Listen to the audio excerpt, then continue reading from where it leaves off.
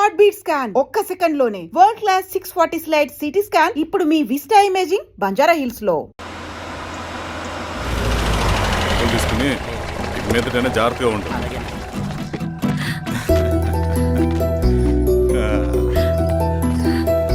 బాగున్నావమ్మా? బాగున్నానన్నయ్య, నువ్వెలా ఉన్నావు? బాగున్నాను. రా లోపలికి వెళ్దాం. రా కూర్చో. సో ప్రయాణం అంతా బాగానే జరిగింది కదా? నీ ఫేవరెట్ నెత్తిపూరి. రా వడ్డిస్తారా? ప్లేట్ తిప్పు. నాకొద్దన్నయ్య, నాకు మంచి కాఫీ తాగాలని ఉంది. అమ్మో, నీకు నచ్చినట్టు కాఫీ చేయాలంటే ఆ దేవుడి దిగి రావాలి తల్లి.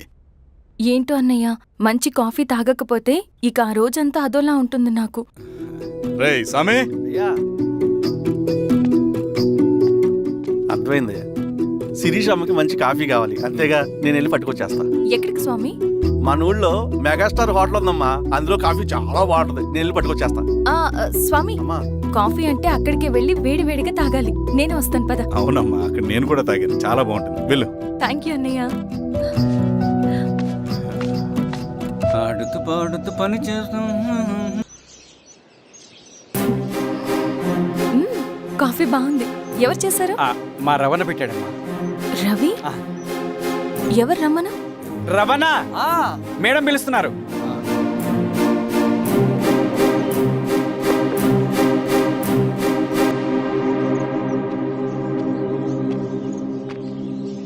ఇతనే రవణ. శిరీష మీరా? రవి, నువ్వేంటి ఇక్కడ? కాఫీ బాగుందా? చాలా. అది కాదు రవి, నువ్వు ఇక్కడ? ఈ హోటల్ మనోల్దే. మన ఫ్రెండ్స్ అందరు బాగున్నారా? చాలా బాగున్నారు. అవును, మీరేంటి? ఏమైందన్నా? అన్నా, స్వామి త్వరగా కారుదా. జాగ్రత్త. అన్నా త్వరగా పట్టి తీయనా? త్వరగా పోనీ.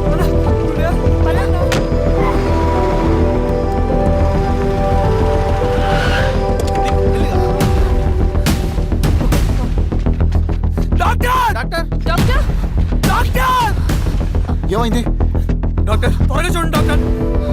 లోపల తీసుకురండి.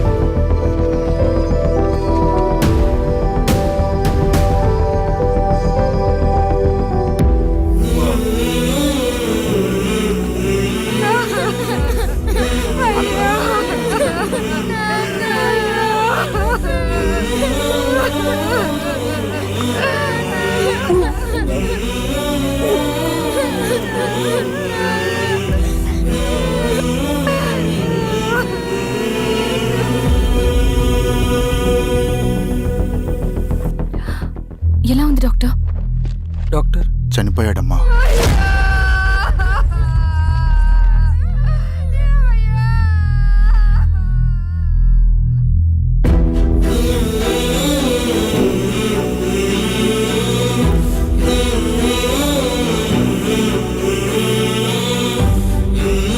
ఆ పేపర్స్ ఏంటి రవి?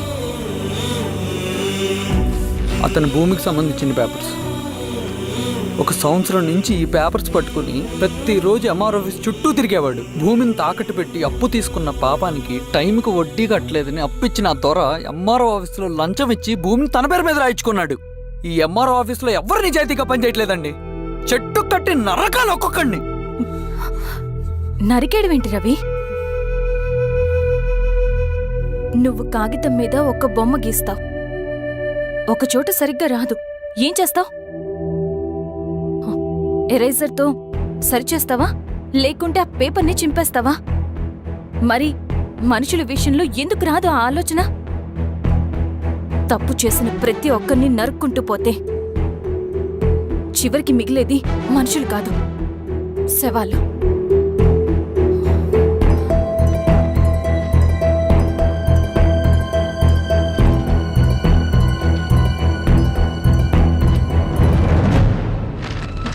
పదరవి రా.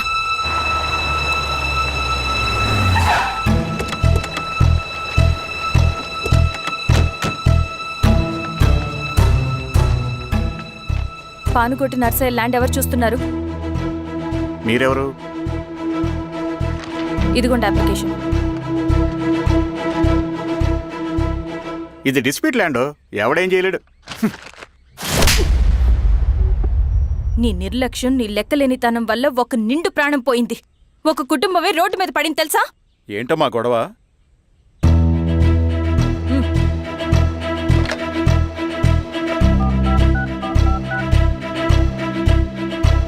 Hello sir.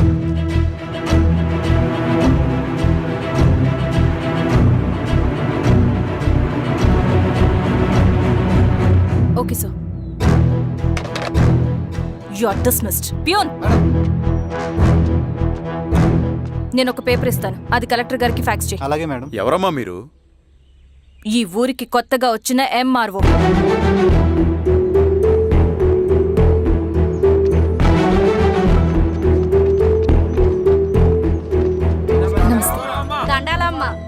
మీ పరిస్థితులు నాకు తెలుసు.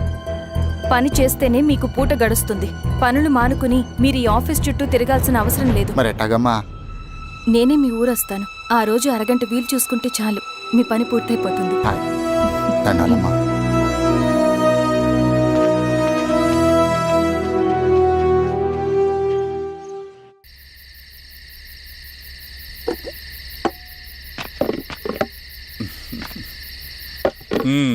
ఎంఆర్ఓ గారు, ఏంటి ఛార్జ్ తీసుకున్న మొదటి రోజే ఆఫీస్లో మీ పవర్ చూపించారట? అన్నయ్య, నువ్వు సస్పెండ్ చేసిన వ్యక్తి నా దగ్గరికి వచ్చాడమ్మా. పాపం కన్నీళ్లు పెట్టుకున్నాడు. అతడి వల్ల నష్టపోయిన ఒక వ్యక్తి నా కళ్ళ ముందు చనిపోయాడన్నయ్య. కన్నీళ్లు ఎన్నిసార్లు తుడుచుకున్నా పోతాయి, కానీ వీళ్ళ నిర్లక్ష్యంతో పేదవాళ్ల ప్రాణాలే పోతున్నాయి. అన్నయ్య, మన ఊరి సమస్య పేదరికం కాదు, నక్సలిజం. నాలాంటి ప్రభుత్వ ఉద్యోగులు వాళ్ళ డ్యూటీలు సక్రమంగా చేయకపోవడం వల్ల విసిగిపోయిన జనం అడవిలో వాళ్ళ హెల్ప్ తీసుకుంటున్నారు. ఒక వ్యవస్థ ఇక్కడ సరిగ్గా పనిచేయనందుకే మరో వ్యవస్థ అక్కడ పుట్టింది. అందుకే నా పన్నం చేయనివ్వండి. స్నానం చేసి రండి, భోజనం చేద్దాం.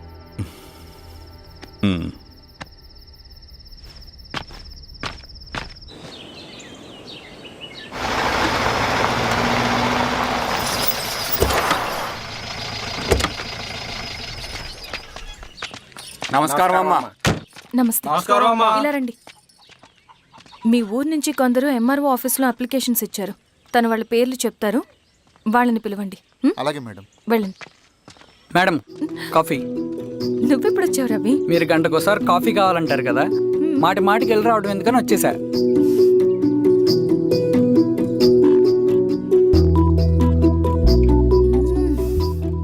రవి, ఈ కాఫీ కోసమైనా నేను పెళ్లి చేసుకోవచ్చు. అదేంటి అలా అనేసారు? That's a compliment. భలే వారండి బాబు. నమస్కారం. రండి రండి. ఎంఆర్ఓ శిరీషారెడ్డి గారు. శిరీష రెడ్డా? శిరీష అనే పిలవచ్చుగా. అమ్మమ్మ, పులికి పంచాలాగా సింహానికి చూలాగా అది మన ఐడెంటిటీ, అదంతా ఉండాలి. సరే బాబాయ్, నేను ఫ్రెష్ అయ్యేస్తాను, మీరు కానివ్వండి. అయినా ఈ కాలం చదువుకున్న ఆడపిల్లలతో మాట్లాడటం చాలా కష్టం. చుట్టుపక్కల శిరీష్ కొన్న ఇమేజ్ మనకి చాలా మంచి అయింది ఈశ్వరా.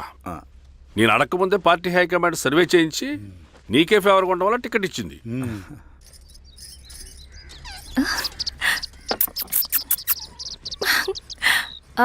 అనేవాళ్ళు ఎక్కడ? బయటికి వెళ్ళారమ్మా. ఓ, బయటికి వెళ్ళారా? రవిని పిలు. అలాగే.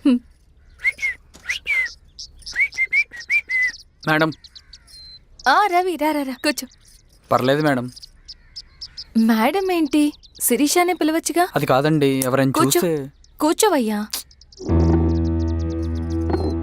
ఇది ఆఫీస్ కాదు రవి, మా ఇల్లు. వడ్డించు. సరే అమ్మా. రవి, ఆ. అడవిలో నక్సల్స్ ఎక్కడుంటారో తెలుసా నీకు? ఏంటి శిరీష? అడవిలో నక్సల్స్ ఎక్కడుంటారో తెలుసా నీకు? ఎందుకు శిరీష గారు? తెలుసా తెలీదా? నాకెలా తెలుస్తుందండి? చూచాయిగా ఆయన తెలీదా? సరే, ఎక్కడుంటారో నాకు ఐడియా ఉంది. సాయంత్రం ఇద్దరం కలిసి వెళ్దాం. అది కాదండి. నువ్వు వస్తున్నావు అంతే, తిను. ఇది ఎక్కడ కూడా రా బాబు. సడన్ గా నక్సల్స్ అంటుంది, అడువంటుంది. కొంప తీసి నా మీద అనుమానం వచ్చిందే ఏంటి? రవి ఇక్కడే ఆపు ఒకసారి. ఎందుకు ఇప్పుడు ఈ టైంలో అడ్వెంచర్లు? ఇప్పుడు జరగరాంది ఏమైనా జరిగితే రేపు మీ అన్నయ్యకి తెలిస్తే బాగోదు. రవి చుట్టూ చూడు, పైన వెన్నెల, పక్కనే అడవి. అబ్బో, ఎంత బ్యూటిఫుల్ గా ఉందో. అవునా? అవునా ఏంటి? అసలు ఎప్పుడు చూసినా ఎందుకలా డల్ గా ఉంటున్నావు? కాలేజీలో ఇలా ఉండేవాడివి కాదు కదా, ఏమైంది? అది ఒక్క నిమిషం.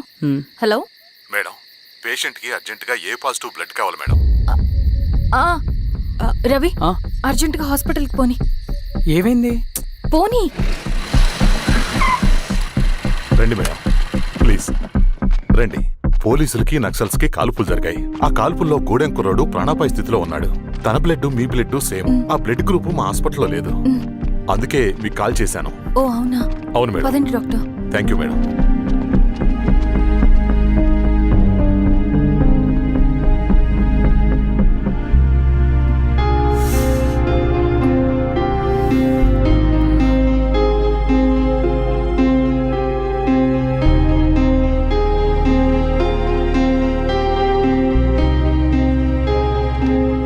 Thank you madam. పర్లేదు డాక్టర్, ఇప్పుడు అతనికి ఎలా ఉంది? తను స్పృహలో లేడు మేడం. రవి నీ దగ్గర మనీ ఉందా? ఉన్నాయి. ఇవ్వు. ఇది అతనికి అందించండి, ఓకే. జాగ్రత్తగా చూసుకోండి. అలాగే మేడం. అమ్మా భోజనం తీసుకురమ్మంటారా? నాకేం వద్దు. భోంచేయకపోతే ఆరోగ్యం పాడవుతుంది శిరీష. నువ్వు వెళ్ళి తీసురా అమ్మా. సరే. రవి నాకు ఒక మంచి కాఫీ చేసిస్తావా? తలనొప్పిగా ఉంది. చేసిస్తా కానీ తర్వాత నువ్వు భోంచేయాలి.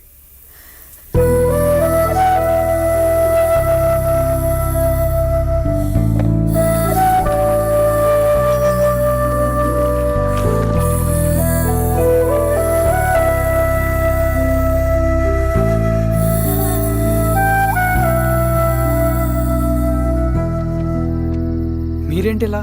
మంచినీళ్ళ కోసం వస్తున్నాను. ఓ, లోపల ఉన్నాయి, పదండి.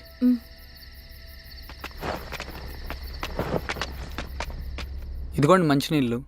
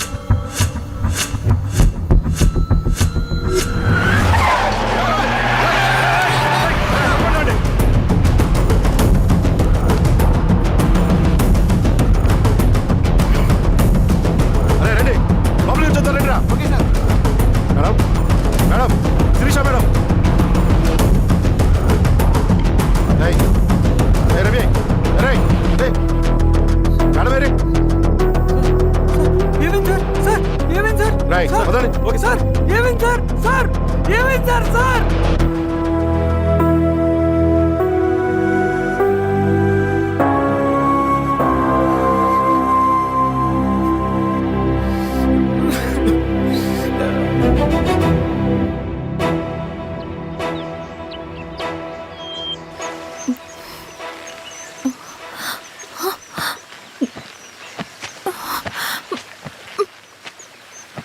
నమస్తే మారో గారు.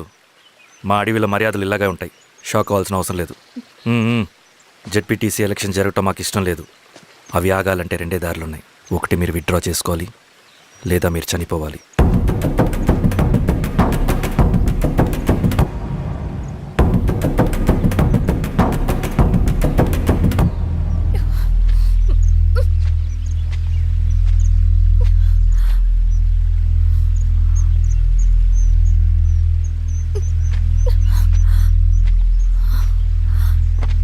సెంట్రల్ కమిటీ మీటింగ్ ఉందని కబురు వచ్చింది.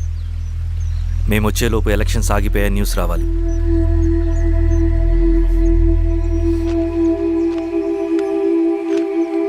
ఇదిగో రవి. లాల్ సలాం comrade.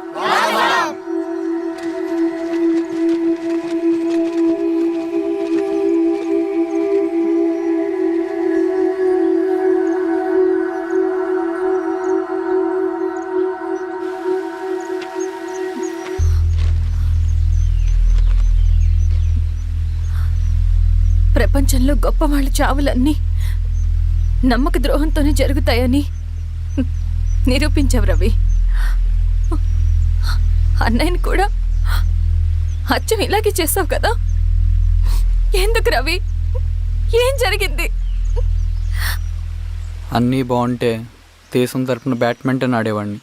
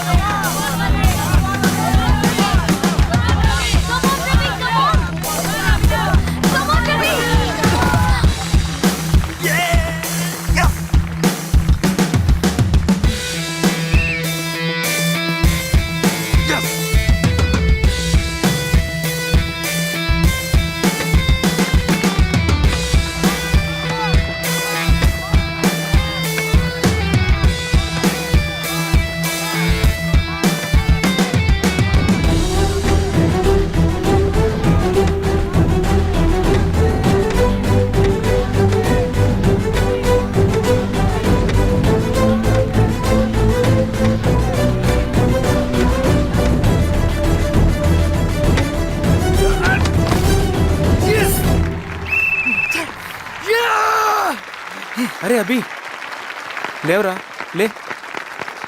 Congratulation. Thank you sir. Ravi, congratulations.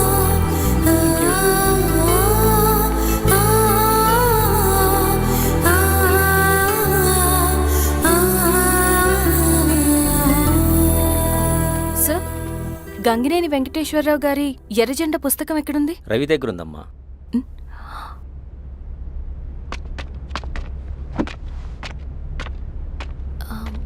Ravi, మీకు ఈ బుక్స్ అంటే ఇష్టమా? అవును, నీకు కూడానా? నేను ఇప్పుడిప్పుడే చదువుతున్నా. సైలెన్స్. క్యాంటీన్కి వెళ్ళి మాట్లాడుకుందామా? ఓకే. అక్క కాఫీ. థ్యాంక్ యూ రచన. పర్లేదక్క. అయ్యో, కాఫీ అస్సలు బాగాలేదు. 1 minute ఇప్పుడే వస్తా. ఎక్కడికి? ఇక్కడికే వచ్చేస్తా. ఎక్కడికి? 1 minute అండి.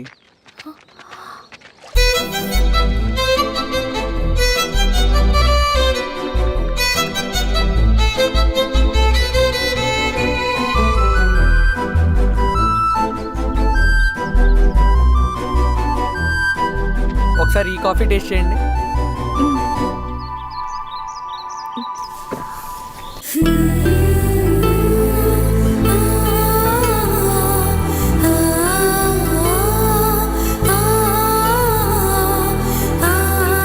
చాలా బాగుంది. థ్యాంక్ యూ అండి.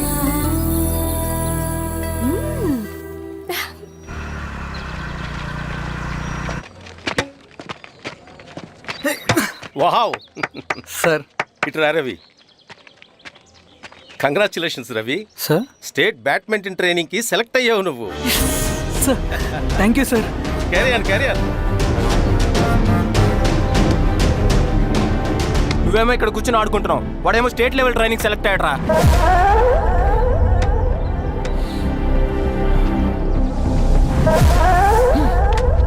అరే మొత్తానికి నువ్వు అనుకున్నది సాధించావురా. రే, ఎప్పుడు మనం ఎంచుకున్న మార్గమే మన జీవితాన్ని మారుస్తుందిరా. Hi Ravi. All the best Ravi. నీకోసమే, తీసుకో. Thank you. బాయ్.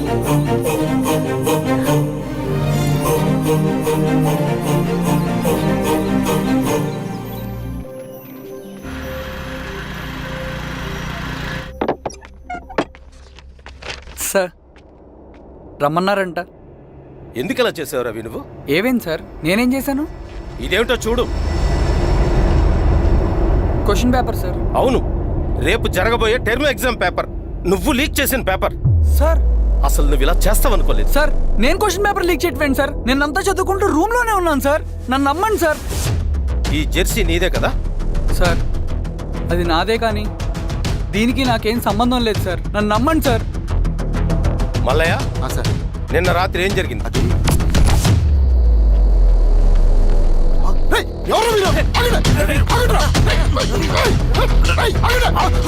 సార్ అతను అబద్ధం చెప్తున్నాడు సార్. నాకేం తెలియదు సార్. నేను దొంగతనం చేయలేదు సార్. నన్ను నమ్మండి. ఐఎమ్ వెరీ సారీ రవి, నేనేం చేయలేను. తప్పు నువ్వే చేసావని అన్ని నీ వైపే ఉన్నాయి. నిన్ను రెస్టికేట్ చేయడం తప్ప నాకు వేరే ఆప్షన్ లేదు. సార్ అంత పని చేయమాకండి సార్. నా లైఫ్ పోతుంది సార్. ఇండియా తరపున బ్యాడ్మింటన్ ఆడాలన్నది నా డ్రీమ్ సార్. నన్ను నమ్మండి సార్. సార్ సార్ సార్ నాకేం తెలియదు సార్. నన్ను నమ్మండి సార్. సార్ నాకేం తెలియదు సార్. నిజంగా నాకేం తెలియదు సార్. సార్ నన్ను నమ్మండి సార్. సార్ నేనేం తప్పు చేయలేదు సార్. నాకేం సంబంధం లేదు సార్. నన్ను వదిలేయండి సార్. సార్ నన్ను వదిలేయండి సార్. కాలేజ్ తరఫున స్టేట్కి వెళ్ళి ఆడదాం అనుకున్నాను. నా కొడుకు తాళం అక్కడే ఉంది కదా.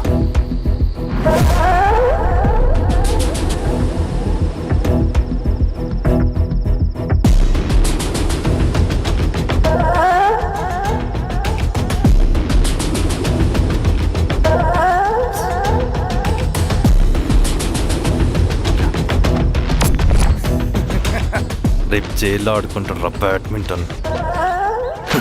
సార్ నన్ను ఎందుకు తీసుకొచ్చారు సార్? నాకేం తెలియదు సార్. పేపర్ లీక్ చేసింది. నేను చేయలేదు సార్. నిజంగా నేను చేయలేదు సార్. సార్ సార్ నిజం సార్. సార్ రేయ్, నీ తరపున ఎవరు లేరా? వచ్చి ఫోన్ చేసుకో త్వరగా.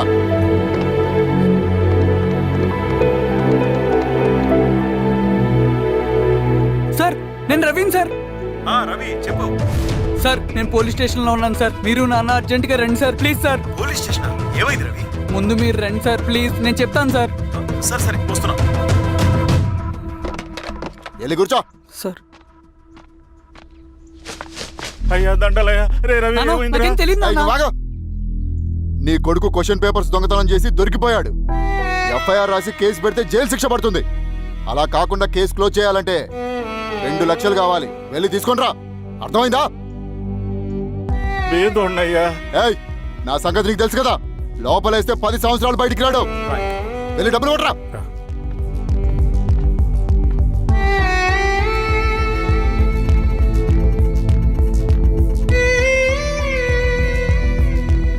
దండాలయ్యా. ఇదిగోనయ్యా 2 లక్షలు.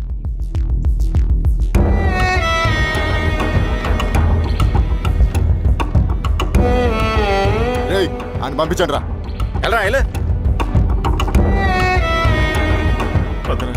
నిజంగా దీనికి నాకేం సంబంధం లేదు నాన్న. త్వరగా ఉండండి రా. బంగారం లాంటి భూమిది. అరే ఏంకన్నా పటేల్ మీ పొలం దున్నేస్తున్నాడు. పట్టేలు మా పొలం దొరికి రవి పద.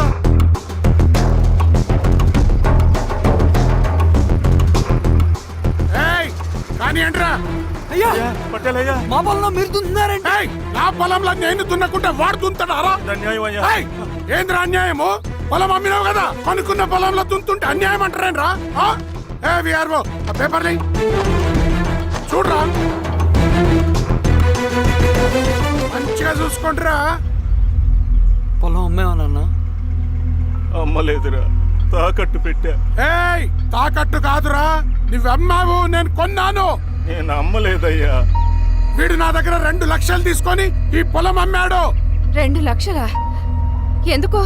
మీ వాడు చేసిన నిర్వాకం వల్ల చదువుకోరా అని కాలేజీకి పంపితే ఆడుతూ పాడుతూ ఎగ్జామ్ ఫెయిల్ అవుతాడని తెలిసి ఆ పేపర్ లీక్ చేశాడు వీడు. ఏంటయ్యా ఇది? పోలీస్ కేసు అవుతుందని తెలిసి వీడు నా దగ్గరకు వచ్చి 2 లక్షలు తీసుకుపోయి వాడిని బయటికి వినిపించిండు. ఏం రా, అంతేనా కదా? ఇది అన్యాయం అయ్యా. నేను అమ్మలేదయ్యా. నేను అమ్మలేదయ్యా. అవి దొంగ కాగితాలయ్యా. ఏం తమాషా చూస్తుండ్రా? పని చేసుకోకండి. ఇవి దొంగ కాగితాలయ్యా. నన్ను నమ్మండయ్యా. నేను నమ్మయ్యా. దొంగ పేపర్. అవును. చాలా కొడతా. నేను అమ్మలేదే. వాళ్ళు మనల్ని మోసం చేశారు. వాళ్ళు మనల్ని మోసం చేశారు.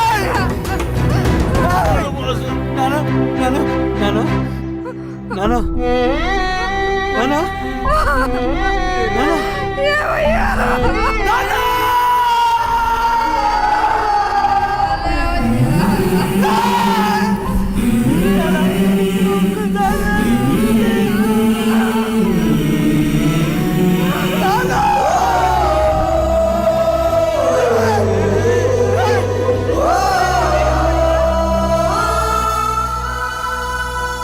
నాన్న చనిపోయిన తర్వాత మా భూమి కోసం వెళ్ళి పై అధికారులను కలిశాను, కానీ వాళ్ళు కూడా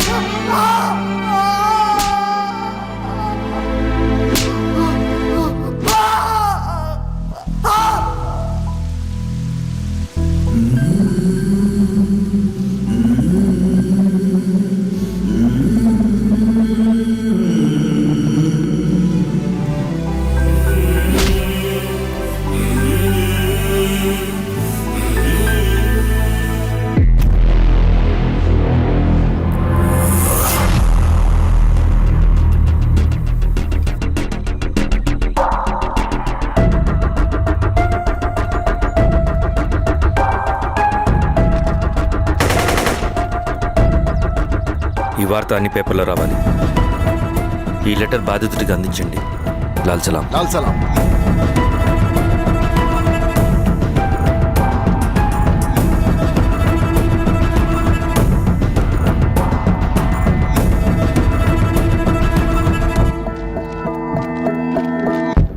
ఈ పీడిత భూస్వాముల నుండి విముక్తి కోసం విప్లవ పోరాటం చేయాలి. పేద ప్రజలను సమసమాజం వైపు నడిపించాలి.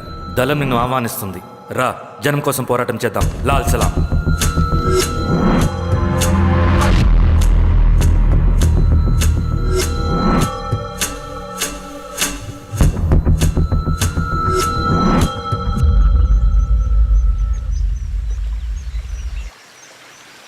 నాకు పట్టిన గతి ఇంకెవ్వరికీ పట్టకూడదని ఉద్యమంలోకి వచ్చాను. ఇన్ఫార్మర్గా చేరాను.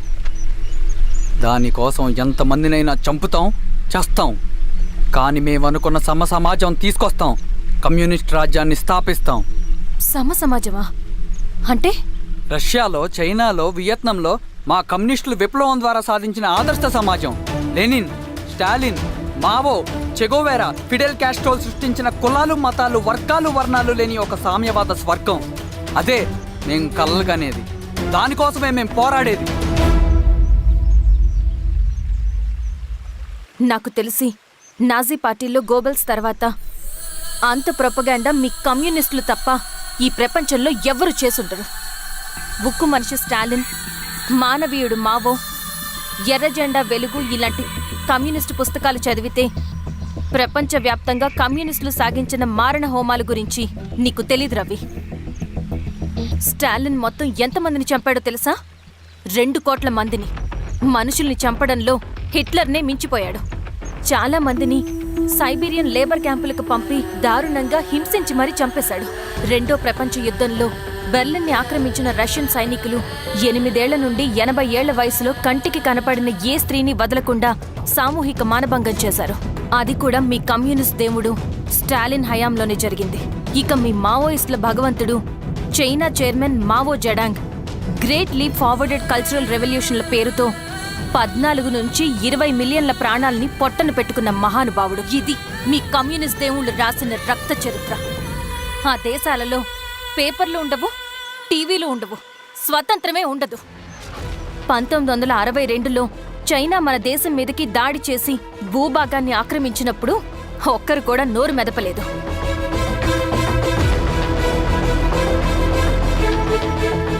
కమ్యూనిస్టుల మానసపుత్రులైన మీ నక్సలైట్లు ఏమైనా తక్కువ తిన్నారా? పశ్చిమ బెంగాల్లోని నక్సల్బరి అనే గ్రామంలో 1965లో జోతేదార్ల దౌర్జన్యానికి వ్యతిరేకంగా పుట్టిందే మీ ఉద్యమం. A for arms, B for Bengal, C for Charu Majumdar. చారు మజుందార్ చెప్పిన స్టేట్మెంట్ గుర్తుందా? వర్గశత్రువుని ఖతం చేసి వాడి నెత్తుట్లో చేతులు ముచ్చని వాడు విప్లవకారుడు ఎలా అవుతాడు? అక్కడి నుంచి మొదలైంది మీ నక్సల్స్ హింసాకాండ. 1965 నుంచి ఇప్పటిదాకా 1,00,000 మందిని ఉద్యమం పేరుతో చంపేశారు. కేఎస్ వ్యాస్, పరదేశీ నాయుడు, ఉమేష్ చంద్ర, శ్రీపాదరావు, దుగ్గిరాల వెంకట్రావు, హైగ్రీవాచారి, బుడ్డా వెంగల్ రెడ్డి, ఇలా చెప్పుకుంటూ పోతే ఎంతో మంది మీ చేతుల్లో చంపబడ్డారు. ఇంతమందిని చంపి ఏం సాధించారు మీరు? కంపెనీలు తెచ్చారా? ఉద్యోగాలు ఇప్పించారా? ఇళ్లు కట్టారా? హాస్పిటల్స్ పెట్టారా? ఏం చేశారు మీరు? You did nothing. కడితే డెవలప్మెంట్, కూర్చితే విధ్వంసం. విధ్వంసం చేశారు కానీ డెవలప్మెంట్ ఏం చేశారు మీరు? అంటే ఇన్నేళ్ల ఉద్యమంలో మేం మంచి చేయలేదా? లేకే ఖచ్చితంగా చేశారు. తెలంగాణ సాయుధ పోరాటం, శ్రీకాకుళం సాయుధ పోరాటం వాళ్ళ చలవే. భూస్వాములు తగ్గి కూలీ రేట్లు పెరిగాయి అంటే అది మీ చలవే.